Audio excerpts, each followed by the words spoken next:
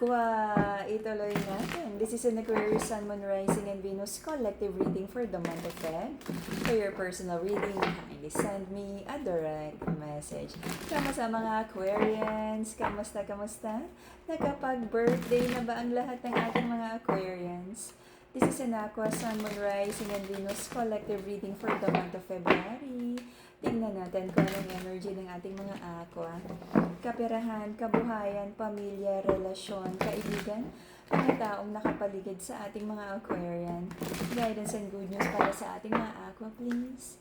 Guidance and good news para sa ating mga Aqua. Guidance and good news para sa ating mga Aqua. Ang nag-iisang account na Mystic Siren ay kay Angeles 11 and the messages coming from a different account. Hindi po ako yun. Aqua. Okay. You're trying to connect with the divine, trying to practice manifestation, prayers, kung ano man. Okay? Meron ka rin mga dinadoubt about your own intuition. Tama ba to? Is this your trauma, your emotional wound, or tama ba yung sinisigaw ng iyong intuition? Meron ka mga dapat gawin but it feels like atras abante. Anong mga dapat gawin, Aqua? Bakit pa paatras abante? Are you being honest to yourself? Dapat mo ba talagang ginagawa yan? Baka kaya kami uncertainty, baka may mali. Okay? And kung ano man is, bakit ka ba talaga nag-aatras abante if you feel na tama naman talagang gawin ang bagay na to? Alrighty. So, you want victory sa mga bagay na sinimulan mo. This is love and money. For some of you, may sinimulan na bagong pag-ibig, passionate connection, and you're praying na sana ito na yung tamang tao para sa'yo. For some of the Aquarians, maraming minamanifest tungkol sa kaperahan, kabuhayan, financial stability. There's a masculine here na hindi niya naaalagaan ang kanyang queen, ang kanyang feminine. But sabi ni masculine, ibinigay naman daw niya ang lahat ng effort, pagmamahal na alam niya to make the connection right. I feel nagkaroon ng pagkakabalikan, reconnection, reconciliation, kahit it feels like hindi na maayos ang relasyon na to. Or, kung hindi talaga maayos, may mga nagtatali sa inyong dalawa. It could be property, bata, kung ano man, okay? Or baka engage, living in together, na parang hindi na okay eh. Parang may napipilitan energy, parang kailangan gawin to. It could be negosyo, bata, kasal, or magkasama kayo sa bahay kaya hindi ganun kadaling maghiwalay agad, okay? Ang daming disharmony, maraming trust issues, maraming hindi pagkakasunduan, but it feels like, I don't know, for some of you out of convenience, okay? Kailangan magsama. Hindi pa totally tapos ang connection na to. Do sabi ng feminine, marami na rin siyang alam, nalaman, na-discover, na-unearth na mga bagay na alam niya sa sarili niya na mahirap nang ayusin ang relasyon na to. But for whatever reason na meron kayo, eh hindi pa daw talagang ganun kadaling tapusin ang relasyon na to. It could be kasal, baka annulment, okay? Nagdala ng maraming confusion, okay, ang relationship na to, pero sabi ng ating mga Aqua, focus na lang sa trabaho, kabuhayan, anak ko, ano man yan. Trying to juggle things, no? Chores, bahay, kung ano man. Na parang yung 24 hours mo, sabi mo kailangan kahit man lang 6 hours makatulog ka, makapahinga, traffic pa naman, bla bla bla. You're trying to manage your time. Too much ang ginagawa mo. Napapagod ka na. Pero sabi mo, being a strong, independent Aquarian, kaya ko to. Okay? Kalmahan lang kung kailangan ng pahinga, magpahinga, you take a break, bakasyon, coffee break, kung ano man. Pahangin. There's a masculine in this connection na parang nalulungkot siya because alam niya na hindi niya naibigay yung tamang pagmamahal sa ating feminine. Okay? Marami ding pag-uusap tungkol sa bata. For most of you na may batang involved, I feel yun ang sobrang kinoconsider nyo. Kaya hindi nyo talaga mapag-decidean na talagang totally maghiwalay. Okay? The both of you are manifesting transformation, kaya lang mukhang talagang mahirap na because the other person feels like wala na. Flatline na to, wala nang tibok ng puso ang relasyon na to. Okay? Declared clinically dead na daw ang relationship. But the other person feels like, sabi niya, kailangan pang ayusin to, ilaban pa daw. Okay? I feel for most of you, bata, no? Ang involved, kaya hindi nyo basta-basta mabitiwan ang connection na to. For some of you, magkasosyo, magkasama sa trabaho or negosyo, kaya parang nagkikita at may connection pa rin. Okidoki. So, the reason for the reading is alam nyo naman na ang dami nyong hindi pagkakaintindihan, ang dami nyong differences, lagi na lang nagtatalo, nag-aaway, pero hanggang kaya nyong magstay sa connection na to at ilaban, nilaban naman. Sabi ng masculine, nandito siya to stay, ilalaban daw niya na parang nandyan man siya na lalo na kung may family na involved, hindi daw niya i-abandon ang relationship na to. Okay, so, recent past, nagkaroon na maraming plano ang ating Aquarians. Plan A, Plan B, kung hindi natuloy, kung pumalya, meron pang Plan C, Plan D, E, F, G, mahaba pa daw ang alphabet. Let's see. Ano ang laman ng mga plano ng Aquarians? Planong communication tungkol saan? Na maging malinaw ang relasyon na to.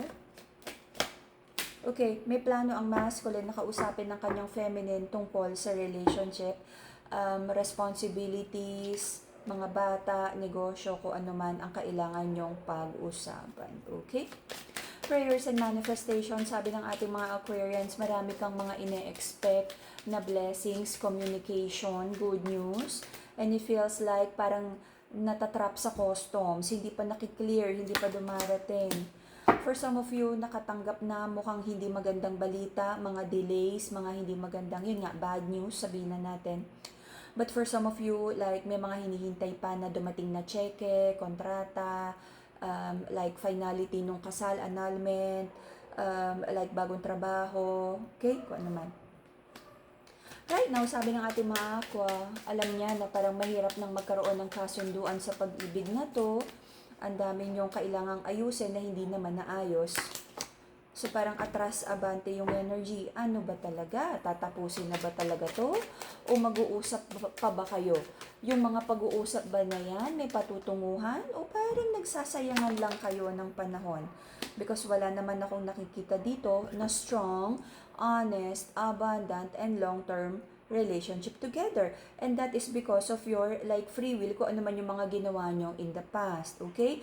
Kung may nagawa kayong better decision, hindi dapat ganito. So, ibig sabihin, kung gusto nyo pang ayusin at ilaban ang relasyon na to, make better decisions para magkaroon naman ng mas maayos na outcome in the past. Okay? Sabi ng person ng mga Aquarians, especially sa side ng feminine, napakarami na daw like dishonesty, betrayal na nangyari sa relasyon na to. Do, tinatansya naman niya na parang it's not all that bad. Nagkaroon din naman ng happy memories or masayang pinagsamahan sa relasyon na to. And talagang napakalaking factor para sa inyong dalawa, yung mga bata. Okay? The welfare of the kids. Do, alam nyo rin naman na dahil pinipilit nyong magsama para sa bata, alam nyong nakikita kayo ng bata na nag-aaway, hindi magkasundo, alam nyo na parang walang perfect decision, kahit pinipilit nyong mag-away at wag mag-away at wag maghiwalay, na-hurt pa rin ng bata dahil alam nila na hindi naman talaga buo ang pamilya na to. Okay? For some of you na walang anak na involved, kino-consider nyo pa rin yung mga happy moments together and lagi pa rin mga may misunderstanding, and you trigger each other's emotions, laging nagkakainisan. Okay? So parang kino-question nyo, tama pa ba nabigyan ng another chance sa pag-ibig na to? O magiging paulit-ulit lang nakukonsumihin nyo ang bawat isa? Okay. Aqua, I feel meron kang minamanifest na malaking blessing sa buhay mo, nagkaroon din ng mga malaking gastos. I feel eto yung nag-holiday season, nag-birthday ka, ingat sa mga gastos, okay? Sabi mo marami kang binibuild pagdating sa finances, negosyo, trabaho. Meron ka mga iniisip na dapat hindi ka malate para ma-promote, makuha mo yung incentive na yan. Dapat makausap mo si client para makuha mo yung kontrata at kung ano pa man. Okay? Let's see. Maaari magkaroon ng delay sa iyong mga manifestation. So, kung ano yung mga ine-expect mo sana na ma-build mo ulit yung mga savings na yan, huwag kang mag-alala unti-unti. Okay? There's a feminine. The feminine in this connection, maaari siyang ma-disappoint while she discover na naman na kung ano yung mga malalaking plano, malalaking paandar ng masculine, ay parang hindi naman natutupad, hindi na-deliver, hindi naman na-build ng totoo ang relasyon na to. Okay? Pero I feel nandyan pa rin, no? Same old cycle pa rin kayong dalawa. Hindi pa rin tapos ang karmic loop, do alam nyo sa mga sarili nyo na marami nang nangyari sa relasyon na to na napaka non-negotiable. Pero pinipilit nyong magsama for whatever reason na meron kayo. Or pinipilit nyo pa rin na huwag totally tapusin ang connection na to. Okay? I feel magfo-focus na lang sa trabaho, ano pa yung mga ibang options na pwedeng pagkakitaan. Meron ka mga pwedeng samahan ng mga groups, meetings, social groups, business groups para like ma-expand lang ang iyong network, like ma-open ka sa mga bagong business ideas, new connections, kung may a-applyan ka na trabaho, like meron ka bang kukunin na mga seminar, pag-aaral para ma-pursue mo yung new beginning na gusto mo. For some of you, I feel lalayo na sa toxic connection na to, tuloy-tuloy na yung pag-move forward. At kung may mga dapat na lang na pag-usapan sa relasyon na to, magiging civil na lang kayo sa isa't isa. Okay? Communication. I feel no, ang ating mga aqua, mas magfo-focus na lang sa kapirahan kabuhayan. Kasi parang meron kang hinahabol na financial goals this 2026. Okay? Though yes, you acknowledge na may mga bagay na pagdating sa relationship, ginigrieve mo pa din. Nakakalungkot kasi hindi naman ito yung plano mong mangyari. But as an Aquarian, it is what it is. You have to move forward. You have to choose what's better for you. New beginning. Focus sa kaperahan. Building your empire. Building your network. Community na sumusuporta sa'yo. Trabaho. Your future. At like provision mo para sa mga taong mahal mo. Focus muna sa kaperahan kabuhayan. I feel wala pang masyadong good news pagdating sa love connection na to. Okay? Let's see. Happy birthday, Aqua. Any more birthday message? Okay. Sabi ng feminine sa connection na to, ino-honor naman niya yung family, yung kasal energy. But it feels like hindi na talaga niya nakikita ang sarili niya sa kasal na to. I feel parang, for some of you na hindi pa totally binibitiwan ng connection na to, you're just prolonging the agony.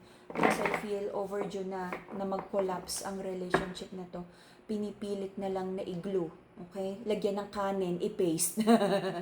Alrighty, so, kung kailan ka handa, okay? Kasi I feel for most of you talaga ay parang hindi na mafi-fix ang connection na to. Parang marami na lang pinag-uusapan out of practical reasons kung ano man yung pag-uusapan, bata, negosyo, properties. But other than that, for most of the Aquarians ay wala na talaga ang relasyon na to. Okay. But nasa free will nyo pa rin kung ano yung mga susunod na kabanata. Alrighty? And that would be the Aquarian reading for the month of February. See you again in a few days for your bonus reading. Happy birthday, Aquarian!